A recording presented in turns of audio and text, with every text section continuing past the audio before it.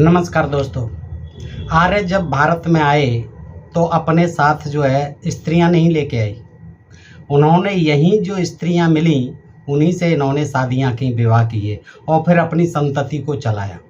और जो इनसे संतति हुई फिर यहाँ के जो खास तौर से उस समय की जो मूल निवासी जिन्हें शूद्र कहा गया जो जातियां थी उनसे शादियां की उनकी लड़कियों से, और फिर जो उनसे संतान हुई इनकी उनको ब्राह्मण ही जाति दी गई। दोस्तों ऐसे तमाम प्रमाण जो है मिलते हैं इनके धर्मशास्त्रों में। दोस्तों ऐसे ही मैं एक जानकारी आपको आज देता हूँ कि आर्य जब आए थे तो यहाँ उन्होंने देखा कि नाग जो है एक जाति होती थी, नाग आदिवासी मूल निवासी जाति, और आज भी है। नाग वंश के लोग जो है आज भी हैं, नाग जाति आज भी है।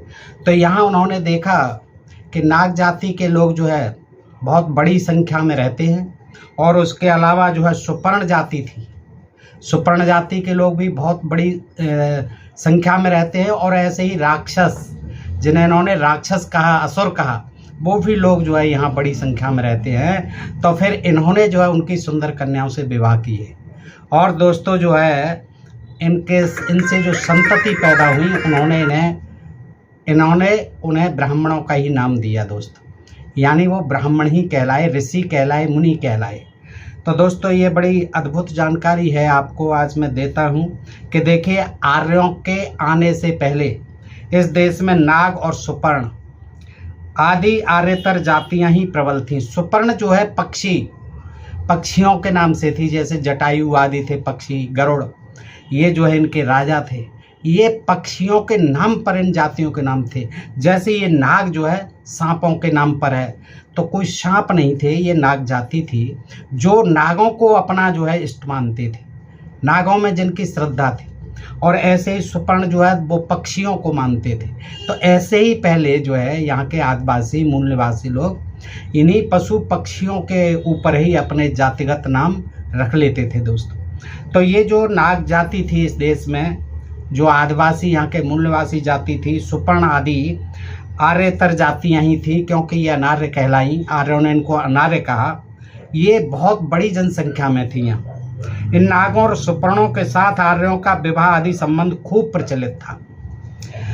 हमने महाभारत के माध्यम से पढ़ा है कि अर्जुन ने नाग कन्या उलूपी से विवाह किया था। राज तरंगिणी के अनुसार नाग कन्या चंद्रलेखा का विवाह ब्राह्मण से हुआ था। ऐसे विवाह उन दिनों सब तरह से वैध समझे जाते थे, और उनसे उत्पन्न संततियां अनायास ही स्वाभाविक रूप से पिता की जाति की मान ली जाती थी। नाग जाति में से अनेक ने वैदिक काल में ब्राह्मण और ऋषि का पद प्राप्त किया था। ऋग्वेद के 10वें मंडल के 94वें सूक्त के रचयिता कद्रु के पुत्र नागवंशीय अर्बुद थे। यानी कद्रु जो थी, जो सर्पों की माता कही गई है, जिससे विनता, वो कद्रु और विनता ये दोनों बहनें थी, इनसे जो है पक्षियों की उत्पत्ति हुई। कद्रु से नागों की और विनता से पक्षियों की, ये दोनों बहनें थी, और इनमें आपस में बहुत चलती थी। यानी उनके जो गरुड़ थे, पक्षियों के जो राजा थे, एक तरह से गरुड़ थे, और यहाँ जो है नागों के राजा थे वासुकी, ये नागराज कहलाते थे, वासुकी इनके राजा थे। तो ये जो कद्रु के पुत्र थे नागवंशीय अर्बुद थे, ये किसके रचयिता थे? 94वें सूक्त के, किसके? ऋग्वेद के 10वें मंडल के। अब आप देख सकते हैं कि जो ऋग्वेद लिखा गया, यानी जो जितने भी 4 वेद हैं हमारे, वो जो लिखे गए उनमें ब्राह्मणों द्वारा शूद्र कन्याओं से, शूद्र माताओं से जो संतति हुई, जो पुत्र पैदा हुए, उन्होंने जो है ऋग्वेद और जैसे वेदों में मंत्र लिखे। और ये उदाहरण है कद्रु के पुत्र का, जो नागवंश की माता थी कद्रु, उनके पुत्र अर्बुद थे, और उन्होंने कद्रु व पुत्र से सर्पस्य अर्बुदस्यार्षम तैत्रीय संहिता के अनुसार ऋग्वेद के 10/179 सूत्र की रचयित्री ऋषि हैं सर्पराज्ञी। और इसके अलावा वो तो थे ही अर्बुद, इसके अलावा जो रचयित्री भी हैं सूत्र की, कौन से? ऋग्वेद के 10/189 सूक्त की रचयित्री ऋषि हैं सर्परागी, ये भी नागवंश की थी। इसी तरह 100/76 सूक्त के ऋषि हैं नाग जाति इरावत के पुत्र जरत्कर्ण। कौन? जरत्कर्ण। किसके रचयिता हैं? 100/76 सूक्त ऋग्वेद के। कौन है ये? नाग जातीय इरावत के पुत्र। तो दोस्तों ये देखिए कि प्रारंभ में जो है, प्राचीन काल में जब आ रहा है, उस समय जाति व्यवस्था इतनी कठोर नहीं थी, इसके नियम जो है इतने ध्रुव नहीं थे, जो क्लिष्ट नहीं थे, इतने जो है कठोर नहीं थे। और उस समय जो है देखिए आसानी से जो है विवाह होते थे, और जो शूद्र स्त्रियों से पैदा होते थे बच्चे, यानी खासतौर से लड़के, वो जो है ऋग्वेद तक के वेदों के मंत्र तक लिखते थे। तो आप देख सकते हैं कि उस समय की जो जात व्यवस्था थी वो आज की जात व्यवस्था से कहीं सुगम थी, आसान थी, सहज थी। महाभारत की कथा है कि जब राजा जन्मेजय शर्मा के दिए हुए शाप से, किसके शाप से? शर्मा के दिए हुए शाप से मुक्त होने के लिए, यज्ञ कराने के लिए योग्य पुरोहित की खोज कर रहे थे, तब श्रुतश्रवा ऋषि के पुत्र सोमश्रवा को उपयुक्त देखकर पुरोहित के रूप में वर्ण किया। किसका वर्ण किया? श्रुतश्रवा ऋषि के पुत्र सोमश्रवा। किसने? जन्मेजय ने। जन्मेजय को शाप लगा था शर्मा का, उससे मुक्त होने के लिए वो क्या करा रहे थे? यज्ञ। तो पुरोहित खोज रहे थे, तो उनको पुरोहित कौन मिला? सोमश्रवा। सोमश्रवा कौन था? श्रुतश्रवा का पुत्र, और ये शूद्रा माता से उत्पन्न हुए थे। ऋषि श्रुतश्रवा ने उस समय कहा था राजा जन्मेजय से कि यह मेरा पुत्र नाग कन्या के गर्भ से उत्पन्न महातपस्वी, स्वाध्याय संपन्न और मत तपो वीर संभूत है। ये कहा। ये देखिए शूद्र कन्या से, यानी नाग कन्या से उत्पन्न है। और जाइए, जन्मेजय का यज्ञ कराया था, देखिए सोमश्रवा ने। जरत्कार महातपा ऊर्ध्वरेता तपस्वी थे। जरत्कार तपस्वी थे। आदि पर्व 45 अध्याय महाभारत। इनके कोई संतान नहीं थी, इसीलिए उनके संसित व्रत ऋषि पितामहगण अधोलोक में गिर रहे थे। यानी जरत्कारु के कोई संतान नहीं थी, तो उनके क्या शादी ही नहीं हुई थी, तो संतान कहाँ से होगी? तो उनके जो पितामह थे, पितर जो थे, वो नरक में गिर रहे थे। ऐसा माना जाता था कि जब संतान होती है, वो श्राद्ध करती है, तभी पितरों की तृप्ति, पितरों की मुक्ति होती है। तो उनकी मुक्ति नहीं हो पा रही थी जरत्कार के जो थे पितर लोग। तो वो क्या हुआ, जरत्कार ने यह देखकर इसका कारण पूछा कि पितामह आप बताइए, आप लोग क्यों नरक में जा रहे हैं, अधोगति में क्यों जा रहे हैं, अधोलोक में क्यों जा रहे हैं? तो उन्होंने उत्तर दिया कि हम लोगों का एकमात्र वंशधर जरत्कार विवाह करके तपस्या में रहता है, विवाह नहीं कर रहा है और वो तपस्या में रहता है। हमारा एकमात्र वंशज कौन? जरत्कार। यह सुनकर जरत्कार ने उनको अपना परिचय दिया और कहा कि हे पितामहगण, मैं गरीब हूँ, मेरे जैसे दरिद्र को कौन कन्यादान करेगा? ये अपने असमर्थता जताते हैं अपने पितरों से कि महाराज मैं ही जरत्कार हूँ, आपका वंशज। मेरी परेशानी सिर्फ यह है कि मैं गरीब हूँ, और गरीब होने के नाते मुझ जैसे दरिद्र को कोई अपनी कन्या का कन्यादान कैसे करेगा? पितामहों ने कहा कि संतत हुए बिना हमारा उद्धार नहीं हो सकता भाई, हम नरक में ही पड़े रहेंगे।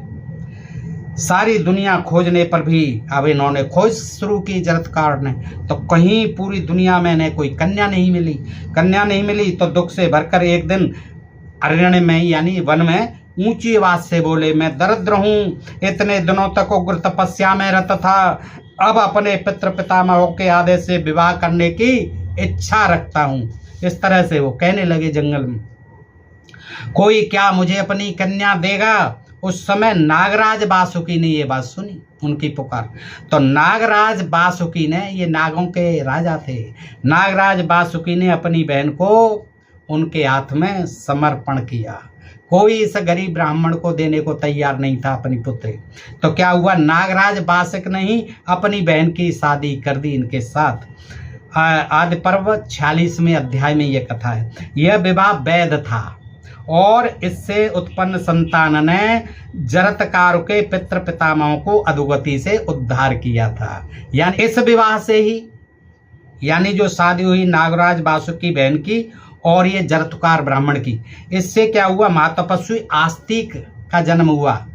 देखिए, जो आस्तिक ऋषि थे, महाब्राह्मण थे, आस्तिक का जन्म हुआ। उन्होंने ही जन्मेजय के नाग यज्ञ में जन्मेजय से उसके बंद करने की प्रार्थना की थी, क्योंकि नागों से बदला लेना था परीक्षित का, अपने पिता का। किसको? जन्मेजय को। तो इन्होंने क्या किया था, नाग यज्ञ किया। तो नाग जो है अपने आप ही आ करके उसमें जो यज्ञ कुंड में गिर रहे थे, जलकर मर रहे थे। तो जब ये देखा इन्होंने, आस्तिक जो कि ये जरत्कार के पुत्र थे और वासुकी की बहन से पैदा हुए थे, इनको बड़ी चिंता हुई कि ये क्या हो रहा है, इससे तो हमारा वंश ही नष्ट हो जाएगा। तो उन्होंने उससे फिर जन्मेजय से उस नाग यज्ञ को बंद कराने की प्रार्थना की थी। और आस्तिक ने जन्मेजय से कहा कि नाग कुल हमारे मामा का कुल है, इसीलिए इस नाग यज्ञ से मुक्ति चाहता हूँ, नाग यज्ञ को समापन चाहता हूँ, आप नाग यज्ञ को बंद कर दीजिए। इस पर जन्मेजय ने कहा कि हे द्विजवरोत्तम, हे ब्राह्मण श्रेष्ठ, इसे छोड़कर कुछ और वर मांगिए। ये नहीं हो सकता, और कोई वर मांगिए। आदि पर्व 56 अध्याय। इस पर सभी वेदविद ब्राह्मणों ने कहा कि महाराज, इन्होंने जो वर मांगा है, ब्राह्मणों ने भी उनकी समर्थन किया, क्योंकि वो भी ब्राह्मण थे, आस्तिक। उन्होंने जो है, ब्राह्मणों ने कहा कि महाराज, इन्होंने जो वर मांगा है वही वर इन्हें दिया जाए, यानी यज्ञ को बंद करा दिया जाए। ब्राह्मणों को उसके प्राप्य से वंचित न करें, बिल्कुल भी। जो अधिकार है, ब्राह्मण जो कह रहे हैं उसकी आज्ञा का पालन तुरंत किया जाए। जब ये यज्ञ का अवसान ही चाहते हैं तो यज्ञ बंद हो जाना चाहिए, कर देना चाहिए। इसके बाद जो है यज्ञ बंद हुआ था। आदि पर्व 56 अध्याय। यज्ञ विरत हुआ, यानी खत्म हुआ। तपस्वी आस्तिक प्रसन्न मन से विदा हुए। चलते समय उनसे जन्मेजय ने कहा कि हे द्विजवरोत्तम, आपकी प्रार्थना के अनुसार यज्ञ तो बंद हुआ, विरत हुआ, किंतु यही आपके योग्य पर्याप्त सत्कार नहीं है। आप पुनः इस नगरी में पधारिए। मेरी इच्छा अश्वमेध यज्ञ करने की है, उसमें आपको ही सदस्य होना होगा। आदि पर्व 58:16। इस प्रकार देखा जाता है कि नाग माता के गर्भ से उत्पन्न होने के कारण उनके द्विजत्व यानी ब्राह्मणत्व और ऋषित्व में कुछ भी धब्बा नहीं लगा। देखिए, इन सब घटनाओं से प्रमाणित होता है कि उन दिनों नाग जाति की कन्या से आर्य लोग विवाह कर सकते थे और करते थे। और क्योंकि यह भी बताया जाता है कि नाग कन्याएं बहुत सुंदर होती थी, तो और इन विवाहों से उत्पन्न संतान पिता की जाति प्राप्त होती थी, इसीलिए अर्जुन ने उलूपी से विवाह किया था। ऐसा जान पड़ता है कि आरंभ में यह सब भेद बुद्धि आर्यों में नहीं थी, इतना भेदभाव नहीं था। इस देश में बस जाने के बहुत बाद भेद बुद्धि धीरे धीरे बढ़ती गई है। नाग यहाँ जो सांप नामक जंतु का वाचक नहीं है, नाग यहाँ सांप नामक जंतु का वाचक नहीं है, यह स्पष्ट ही ज्ञात हो जाता है। आर्यों के पूर्व जो सब यहाँ आर्यतर जातियाँ थीं या अनार्य जातियाँ थीं, आदिवासी मूल निवासी लोग थे, अब वो जातियां अपनी अपनी संस्कृति और सभ्यता को लेकर यहाँ वास कर रही थीं। उनमें नागों और सुपर्णों का स्थान महत्वपूर्ण था। नाग का शाब्दिक अर्थ सांप है और सुपर्ण का शाब्दिक अर्थ है पक्षी। खूब संभव है कि इन दिनों जातियों के ये टोटम, ये दोनों जंतु थे, ये इनके लांछन थे, टोटम थे अपनी अपनी जाति के। इसलिए उन दिनों आर्यों में इस प्रकार के सांप भी प्रचलित थे। ऐसे सांप भी दिए जाते थे कि चांडाल योनि को प्राप्त हो, निषाद योनि को प्राप्त हो, त्रिक योनि को प्राप्त हो। त्रियक योनि भी कहते थे। त्रियक अर्थात अनार्यत्व को प्राप्त होना, अनार्य बन जाना। त्रियक योनि का मतलब था अनार्यत्व को प्राप्त होना। ऐत्रेय ब्राह्मण में, ऐत्रेय आरण्यक में इस बात को अत्यंत स्पष्ट भाषा में समझा गया है। तान यान वयांसी बंगा मगधाश्चर्य पाद, अर्थात ये जो बंग, मगध और चेर देश के वासी हैं, यही तो पक्षी हैं। ये देखिए, मगध, बंग और चेर देश के वासी पक्षी कहलाते थे, उनकी जाति थी पक्षी। सुपर्ण वंशियों में यही जाति जो थी पक्षी की, ये सुपर्ण वंशी कहलाते थे। और सुपर्ण वंशियों में श्रेष्ठ महापुरुष यानी इनके राजा एक तरह से गरुड़ थे। नागों और सुपर्णों में, यद्यपि ये दोनों कद्रू और विनता जो दोनों बहनें थी उन्हीं की संतान थे, एक दूसरे के भाई भी लगते थे, मौसेरे भाई, लेकिन आपस में इनमें बड़ी कटुता थी और ये माओं के कारण ही उन्होंने ही इनको जो विवश किया था, क्योंकि उसको सांप लगा हुआ था, आपस में सांप दे दिया था। तो ये जो है बड़ी कहानी है, वो अलग से बताएंगे किसी दिन। तो नागों और सुपर्णों में गहरी दुश्मनी बहुत पुरानी थी, शायद इससे आर्यों को सुविधा भी हुई थी। नाग लोग प्रधानतः शिव के उपासक थे और सुपर्ण लोग विष्णु के उपासक थे। देखिए, यानी सुपर्ण जो पक्षी थे वो वैष्णव थे, जैसे जटायु राम के जो है भक्त थे, और शिव के उपासक ये नाग लोग थे, जो नाग जाति है, जो आज भी आपको दिखाई देती है। गरुड़ विष्णु के वाहन हैं और नाग शिव के भूषण हैं। गरुड़ कौन है? ऐसा बताया जाता है कि गरुड़ जो है विष्णु के वाहन है, ढोने वाले हैं विष्णु को, वैष्णव हुए गरुड़ जी। और नाग जो है शिव के भूषण हैं, वो लिपटे रहते हैं उनके गले में। ऐसा जान पड़ता है कि आर्यों के आगमन के कारण नाग लोग प्रधानतः मध्य भारत में और सुपर्ण लोग पूर्वी भारत की ओर हट गए थे। ये नाग मध्य भारत में रहते थे, जैसे नागपुर आदि है, तो नाग जाति जो है उधर स्थिर हो गई, कहाँ? मध्य भारत में। और सुपर्ण लोग कहाँ चले गए? पूर्वी भारत में। किरातों ने हिमालय में शरण ली। ये किरात भी सुपर्णों के शत्रु थे, किरात, इसलिए गरुड़ का एक नाम ही किरातासी है। नागों के साथ सुपर्णों का विरोध तो बहुत प्रसिद्ध बात है। किरातों के विजय से भी महाभारत में देखते हैं कि विनता अपने पुत्र गरुड़ से कह रही है कि सहस्त्र सहस्त्र किरातों को भक्षण करके अमृत ले आओ। महाभारत में मंदपाल नामक एक और महर्षि की कथा है। ये खांडव वन में रहते थे। कौन? महर्षि मंदपाल। जरत्कारु की भांति इन्होंने भी विवाह नहीं किया था और इनके पितृगण भी अधोगति को प्राप्त हो रहे थे। ऐसे ही कहानी है जरत्कार जैसी। अंत में इन्होंने भी त्रियक कन्या, इनको भी कन्या नहीं मिली कोई, ब्राह्मण कन्या या क्षत्रिय कन्या, तो इन्होंने भी एक आदिवासी मूल निवासी शूद्र कन्या के साथ विवाह किया था। इस स्त्री से उनके 4 ब्राह्मण पुत्र पैदा हुए, ब्रह्मवादी पुत्र हुए। अब ब्राह्मण ही होंगे, माता की जाति तो मानी नहीं जाती है, आज भी नहीं मानी जाती। तो कौन कौन से हुए? ज्येष्ठ जरतार हुए और दूसरे सारस्त्रक हुए, तीसरे स्तंभमित्र हुए और चौथे द्रोण ब्रह्मवेत्ताओं में श्रेष्ठ हुए। ये द्रोण नहीं, दूसरे द्रोण हैं। तो चौथे द्रोण ब्रह्मवेत्ताओं में यानी ब्राह्मणों में श्रेष्ठ हुए। आदि पर्व 232 9वां 10वां श्लोक। इस प्रकार स्पष्ट है कि त्रियक कन्या के, यानी त्रियक यही आप समझिए शूद्र कन्या के गर्भ से उत्पन्न होने के कारण इनके वेदविद ब्रह्मर्षि होने में, ब्राह्मण ऋषि होने में कोई बाधा नहीं हुई। इसी तरह अप्सरा कन्या शकुंतला के गर्भ से दुष्यंत का जो भरत नामक पुत्र हुआ, वह पिता के समान ही वीर क्षत्रिय हुआ। ये कौन थी? अप्सरा थी, मेनका।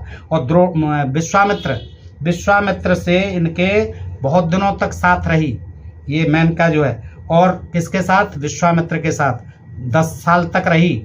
और उससे फिर शकुंतला जो है पैदा हुई थी, और शकुंतला पैदा हुई तो इसको छोड़ गए थे दोनों। अप्सरा भी चली गई, मेनका स्वर्ग को, और विश्वामित्र भी छोड़ के चले गए। तो इस तरह से क्या हुआ था? इस शकुंतला का जन्म हुआ था, जो बाद में भरत की माता बनी। इस देश में आज भी बहुत सी जातियां हैं जो अपने को नागवंशीय कहती हैं। नाग लोग दक्षिण और मध्य देश की ओर हट गए थे।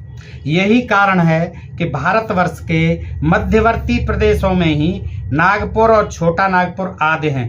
कहते हैं कि छोटा नागपुर के क्रूर जात के पूर्व पुरुष नाग ही थे। उत्कल की पाण जाति में नाग गोत्र है। उत्कल की यानी उड़ीसा की पाण जाति में नाग गोत्र है। और विष्णुपुर के राजा लोग भी अपने को नागवंशी कहते हैं। कैंपबेल ने अपनी पुस्तक इंडियन एथनोलॉजी वॉल्यूम 1 में लिखा है कि नायर लोग नाग पूजक हैं। ये नायर लोग, महाराष्ट्र के जो नायर हैं वो कौन है? नाग पूजक हैं।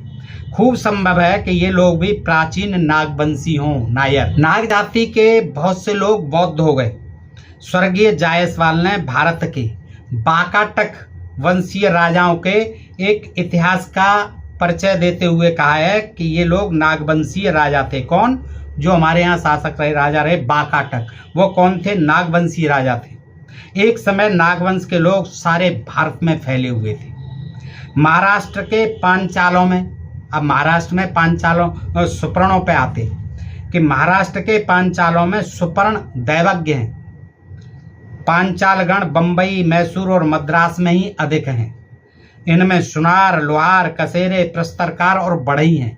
ये ही सुपर्ण पक्षी, आप समझ रहे होंगे दोस्तों, ये अपने को ब्राह्मण और विश्वकर्मा की संतति बताते हैं। पांचालगण ये सुपर्ण दैवज्ञ हैं। अपना यजन याजन वे स्वयं करते हैं और ब्राह्मण का छुआ अन्न ग्रहण नहीं करते।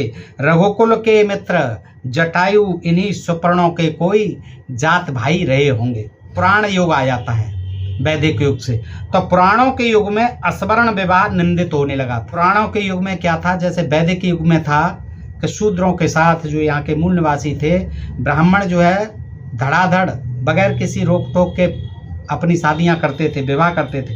लेकिन पुराणों के समय में इस तरह के जो विवाह थे, जो वर्णहीन थे, यानी जो असवर्ण विवाह थे, वो निंदित होने लगे, उनकी निंदा की जाने लगी। अनुलोम क्रम से, यानी ऊपर की जाति का पिता और नीचे की जाति की माता, इनको कहते थे अनुलोम विवाह।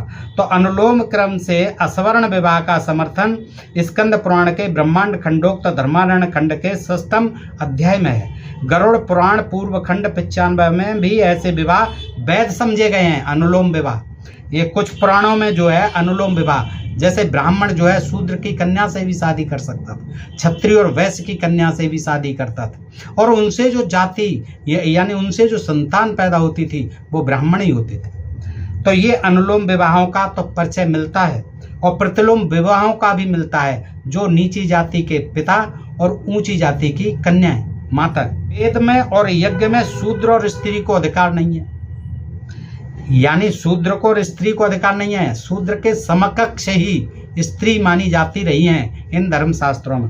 यद्यपि स्त्रियां द्विज पत्नी होंगी, बेशक ब्राह्मण की पत्नी हो, तथापि उसे वेदों में कोई अधिकार नहीं है। फिर भी पूर्व काल में वेद मंत्रों की रचयित्री स्त्रियां कम नहीं थीं। इतनी पाबंदी के बाद भी स्त्रियों ने वेदों की रचना की, कुछ मंत्र लिखे। अभी मैंने आपको उदाहरण भी दिया था, प्राचीन काल में यजमान पत्नी के करणीय बहुत से अनुष्ठान हुआ करते थे। ये पुरोहित भी होती थी। कौन? यजमान पत्नी के करणीय बहुत से अनुष्ठान हुआ करते थे। फिर दुजातियों को इस अधिकार से क्यों वंचित किया जाए? संभव यह जान पड़ता है कि जब आर्य लोग इस देश में आए होंगे तो स्वभावतः ही उनके साथ स्त्रियों की संख्या कम रही होगी, इसीलिए उन्हें आर्यतर जातियों की कन्याओं से, यानी आदि निवासी मूल निवासी शूद्र कन्याओं से शादी विवाह करने में कोई आपत्ति नहीं रही होगी।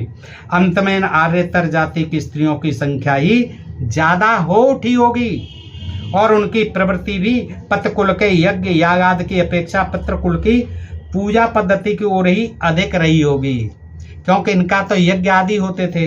लेकिन यहाँ जो पूजा पद्धति थी, जैसे नाग पूजा भी थी, तो ये शूद्र कन्याएं जो है, इनकी जो पत्नियां होती थीं, वो अपने पितृकुल की पूजा को ही महत्व देती थी। इसलिए वे स्वयं भी शायद यज्ञादि कृत्यों में विशेष उत्साहशील नहीं रही होंगी।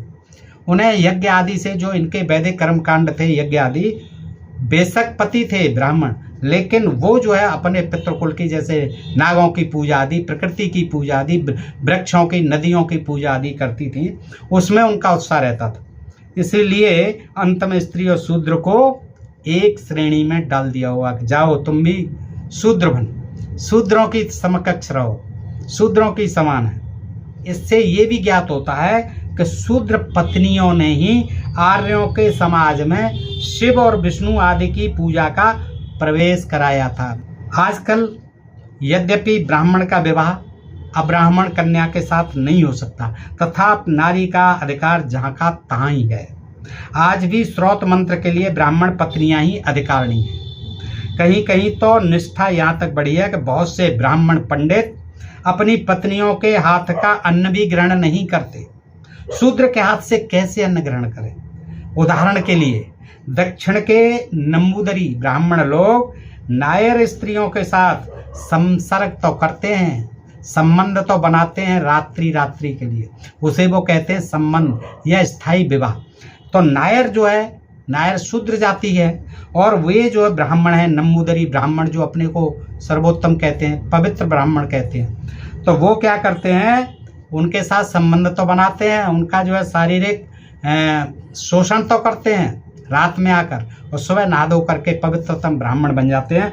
तो वो भी उनके हाथ का छुआ अन्न नहीं खाते, और प्रातःकाल स्नान करके वो शुद्ध हो जाते हैं। इन स्त्रियों से उत्पन्न अपनी संतान को भी स्पर्श नहीं करते वो। देखिए हैं क्या ये ब्राह्मणत्व है इनका। इसीलिए भी अपने को अन्यान्य सब ब्राह्मणों से श्रेष्ठ भी समझते हैं। देखिए फिर भी सब ब्राह्मणों से वो नंबूदरी अपने आप को बहुत श्रेष्ठ समझते हैं। अन्यान्य ब्राह्मणों को वे हीन और स्पर्श भी उन्हें अछूत समझते हैं, स्पर्श समझते हैं ब्राह्मणों को। देखिए अब इनसे पूछा जाए कि आप शूद्र कन्या के साथ गृहस्थ बंधन में क्यों बनते, किसी ने पूछा, तो उन्होंने जवाब दिया कि सभी स्त्रियां तो शूद्र ही हैं भाई, स्त्रियां तो शूद्र ही हैं, हम लोग तो फिर भी उनके साथ संबंध बनाते हैं, उनके हाथ का अन्नाद ग्रहण नहीं करते, प्रभात काल में स्नान करके शुद्ध हो जाते हैं, और लेकिन अन्यान्य ब्राह्मण लोग शूद्रा के साथ संबंध भी करते हैं और उनके हाथ का अन्न भी ग्रहण करते हैं। इसलिए वो निकृष्ट कोटि के ब्राह्मण हैं और हम उच्च कोटि के श्रेष्ठ ब्राह्मण हैं। तो ये अच्छा है, इनका खाना, ये खाना भी खाते हैं और शूद्रा के साथ संबंध भी बनाते हैं। ये श्रेष्ठ हैं या हम श्रेष्ठ हैं कि हम तो केवल संबंधम बनाते हैं रात का, स्वयं नहा धो के पवित्र हो जाते हैं, हम उनके हाथ का छुआ खाना तक नहीं खाते। इसलिए हम ही सर्वोपरि, ब्राह्मणों में हम ही सर्वश्रेष्ठ हैं। इन नंबूदरी ब्राह्मणों में केवल सबसे बड़े भाई को देखे, इनकी प्रथा भी देख, केवल जो बड़ा भाई होता है इनका, उसी को ब्राह्मण कन्या से विवाह करने की अनुमति होती है। वो ही केवल जो है ब्राह्मण कन्या से विवाह करने का अधिकारी होता है। कौन? सबसे बड़ा भाई जो होता है। और बाकी जो भाई होते हैं वो नायर कन्याओं से इसी तरह के अस्थाई संबंध बनाने को बाध्य होते हैं, जिसे संबंधम कहते हैं। फल ये होता है कि बहुत सी ब्राह्मण कन्याएं अविवाहित रह जाती हैं, पक्की बात है, और बहुत से नायर युवक भी अविवाहित रह जाते हैं। क्यों करेंगे नायर? फिर नायर युवक जो है उनसे क्यों शादी करेंगे? और उसमें ब्राह्मण कन्याएं अविवाहित रह जाती हैं। क्यों? कि ये जो है फिर केवल एक ही करता है बड़ा भाई, बाकी की जो है ऐसे ही काम चलाते हैं नायर कन्याओं से।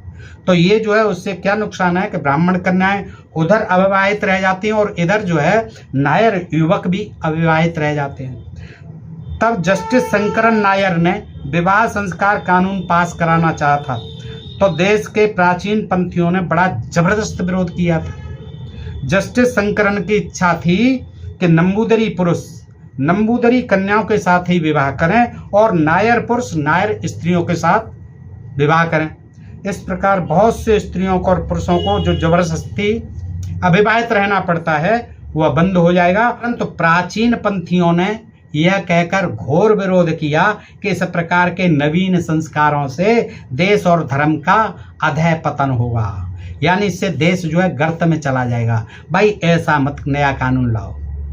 कुछ लोग पूछते हैं कि आर्य लोग क्या आर्यतर जातियों से यानी अनार्य जातियों से यानी मूल निवासी आदिवासी शूद्र जातियों में से सिर्फ नागों और सुपर्णों की कन्या ही ग्रहण करते थे, राक्षसों की कन्याएं नहीं? राक्षस भी तो थे, असुर जातियां भी तो थीं। वस्तुतः आर्यतर जातियों में ये दो जातियां अधिक और सभ्य और सुसंस्कृत थी। उस समय राक्षसी की कन्याएं थीं, इनके साथ विवाह क्यों नहीं होता था? नागों और सुपर्णों की कन्या ही ये ब्राह्मण क्यों ग्रहण करते थे? इसका इसका कारण था कि नाग कन्याएं एक तो बहुत सुंदर होती थी और दूसरे बहुत सभ्य और सुसंस्कृत भी होती थी। नाग कन्याएं सौंदर्य और चारुता के लिए विख्यात थी। राक्षसों में जो वंश सभ्य और सुसंस्कृत होते थे इन्हीं की तरह, तो उनसे आर्यों का विवाह संबंध होता था। आपने रावण की कहानी सुनी होगी। रावण की कहानी प्रसिद्ध है कि रामायण के उत्तरकांड में लिखा है कि पुलस्त नाम के ब्रह्म ऋषि थे और उनके पुत्र थे कौन? विश्रवा। विश्रवा पिता की भांति ही तपस्वी थे। तो वे सत्यवान, शीलवान, स्वाध्याय निरत, शुच भोग में अनासक्त और नित्य धर्म परायण थे विश्रवा जी। उन्हीं के वंश में कैकसी माता थी। उनकी कैकसी से शादी की थी, राक्षसी से, राक्षस जाति की थी। तो राक्षसी माता के गर्भ से रावण का जन्म हुआ था और भाइयों का जन्म हुआ था, कुंभकर्ण आदि का, विभीषण आदि का। अतएव रावण को मारने से राम को ब्रह्म हत्या का पाप इसीलिए लगा था। ये विश्रवा के पुत्र, तो विश्रवा के पुत्र होने के कारण ब्राह्मण ही माना जाता था और यही कारण था कि रावण को मारने के बाद राम को ब्रह्म हत्या लगी थी। दोस्तों, ये जानकारी मैंने आपको दी, देखिए, और इससे आपको ज्ञात हुआ कि किस तरह से आर्य जब आए थे अपने साथ कोई स्त्रियां नहीं लाए थे और इन्होंने यहाँ की जो आदिवासी मूल निवासी, जिनको बाद में अनार्य या शूद्र कहा गया, उनकी कन्याओं से ये विवाह करते थे जो वैध माने जाते थे, और फिर इनसे जो संतान पैदा होती थी वो उनको जो है ब्राह्मण ही माना जाता था। तो आज जो अपने को ब्राह्मण कहते हैं वो ब्राह्मण जो है ज़्यादातर शूद्र माताओं की संतान है। यानी ये मिश्रण है, ये मैं नहीं कहता, ये इनके ग्रंथ ही कहते हैं। मनुस्मृति उठा लो, कोई भी ग्रंथ देख लो, ये जो है इस प्रदर्शित करता है कि आज जो जाति के बंधन है वो आर्य आए थे उस समय के बंधनों से ज़्यादा कुछ कठोर हैं, कुछ मजबूत हुए। तो दोस्तों बताइए जानकारी आपको कैसी लगी। अच्छी लगी हो तो मित्रों में भी अधिकाधिक शेयर करें दोस्तों, और अपने प्रिय चैनल ढोल में बोल को सब्सक्राइब करते रहें। फिर मिलते हैं ऐसी किसी जानकारी के साथ अगले वीडियो में। तब तक आप सब मित्रों का हृदय से आभार, नमस्कार, जय भीम, जय भारत, जय संविधान।